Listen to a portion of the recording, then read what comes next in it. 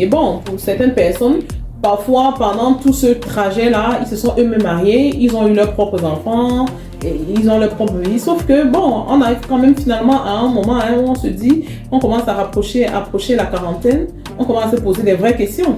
Parce que là, on se rend bien compte, on arrive à un niveau où, oui, on a satisfait la famille, on a quand même le sentiment d'avoir joué un bon rôle dans la famille est fière de toi, tu as fait ceci, dans la société ou dans le pays où tu vis, tu es quand même quelqu'un, parce que tu t'es battu, tu t'es formé, tu as quand même un boulot respectable, mais au fond, quand même, on a toujours un sentiment d'insatisfaction. Un goût inachevé. Oui. Au fond de soi, parce que déjà, quand on est arrivé, déjà même la plupart des filières qu'on a étudiées, c'était pas forcément ce qu'on aimait, c'est ce qui donne le boulot en fait.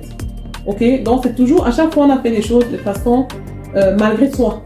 On part déjà malgré soi, on arrive, on étudie quelque chose malgré soi, on doit faire parce que c'est ce qu'il y a à faire, sinon les gens ne s'en sortent pas. Donc on arrive à un stade de sa vie où on a le sentiment de la satisfaction personnelle n'y est pas, la reconnaissance sociale n'y est pas. Donc on se dit, bon maintenant il me faut faire quelque chose pour moi et pour la famille que j'ai créée, parce que pour ses propres enfants on a fait quoi? Parce que quand on sait tout ce qu'on a fait pour les parents, on a fait pour les frères et sœurs, on a fait pour, mais pour ses propres enfants en général, on n'a pas le sens. Déjà qu'on a des enfants mais qu'on a du mal à s'entendre parce qu'il y a un décalage culturel.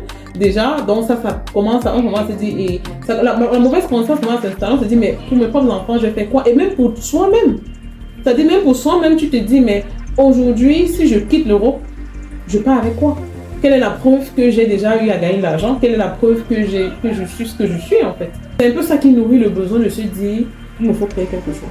Les gens ont besoin d'identifier leur réussite dans quelque chose, ok? On se dit, bon, et logiquement, naturellement, on pense à son pays d'origine. Parce que on se dit, c'est l'environnement que je maîtrise un peu le mieux.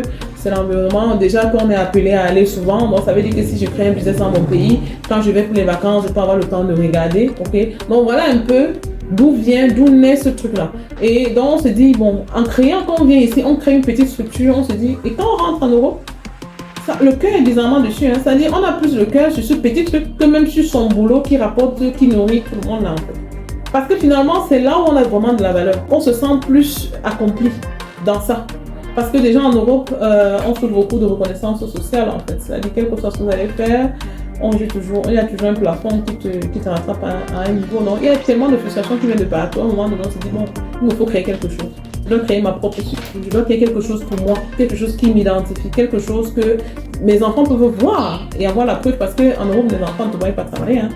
On ne voit pas ta réussite.